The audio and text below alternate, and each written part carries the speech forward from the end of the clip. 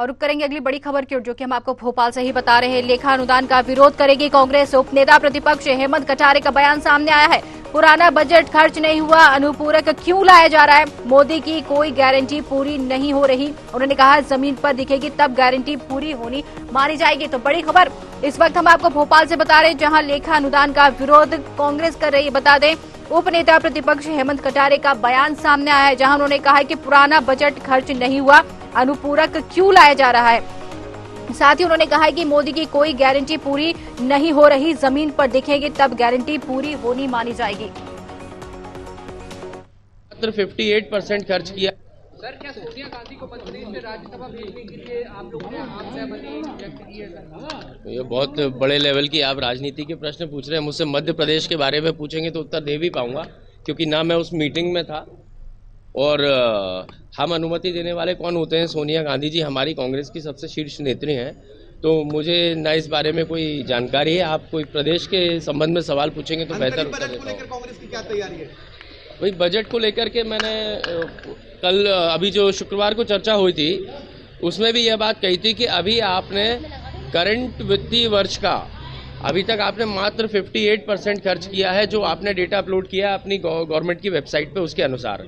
तो जब आपका 42% बकाया है तो मध्य प्रदेश के ऊपर नया कर्जा क्यों लादना चाह रही है सरकार? पहले आप उसको खर्च कर लीजिए, फिर आप नया कोई भी बजट लीजिएगा। तो मैं तो उसका विरोध करूंगा और तथ्यात्मक रूप से विरोध करूंगा अभी भी। तो क्या लेखा अनुदान सरकार को नहीं लाना चाहिए? बैतूल में आप उस पे क्या कहेंगे? बहुत ही गंभीर विषय है।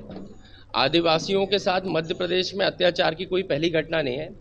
एक तरफ माननीय प्रधानमंत्री जी नरेंद्र मोदी जी आते हैं और आदिवासियों को खुश करने के लिए झाबुआ और उनके जहाँ पे आदिवासी बाहुल क्षेत्र है वहाँ जाकर के बड़ी बड़ी घोषणाएं करते हैं, और दूसरी ओर नज़दीक के जिले में भाजपा से ही जुड़े हुए लोग, मैंने सुना है कि बजरंग दल के भी उसमें कुछ लोग थे, वो लोग आदिवासियों के खुलेआम मारपीट करते हैं और प्रशासन कोई कार्रवाई नहीं करता। तो ये बीजेपी का दोहरा चाल चरित्र और चेहरा है। आदिवासियों के साथ कथनी और है, करनी कुछ और है। आपको आईटी का नोटिस तो नहीं मिला? नहीं, मैं लोकसभा का चुनाव नहीं लड़ा हूं, लेकिन इंतजार करूंगा, भविष्य में मिलेगा तो उत्तर दे दूंगा। संख्या तो मुझे नहीं मालूम, लेकिन लोकसभा का चुनाव आ गया है तो ऐसे नोटिसेस आएंगे, उसके लिए कांग्रेस तैयार। हाँ, निश्चित ही दबाव। बजरंग दल के कार्यकर्ताओं पर आरोप लगे। सर, मोदी जी कह रहे हैं कि 24 में कांग्रेस साफ हो जाएगी पूरी तरह से, कल बोल के गए सर। अगर मोदी जी को बाबा बागेश्वर धाम की कोई शक्तियां आ गई हैं उनके अंदर तो मुझे नहीं पता। कांग्रेस को मुझे नहीं लगता इस जन्म में, अगली 7 पीढ़ियों में भी कोई साफ कर सकता है। धन्यवाद। तो बता दें आपको कि बजट को लेकर बयान सामने आया है। उन्होंने कहा, उपनेता प्रतिपक्ष हेमंत कटारे का बयान सामने आया। उन्होंने कहा कि पुराना बजट खर्च नहीं हुआ, अनुपूरक बजट क्यों लाया जा रहा है, मोदी की कोई गारंटी पूरी नहीं हुई है।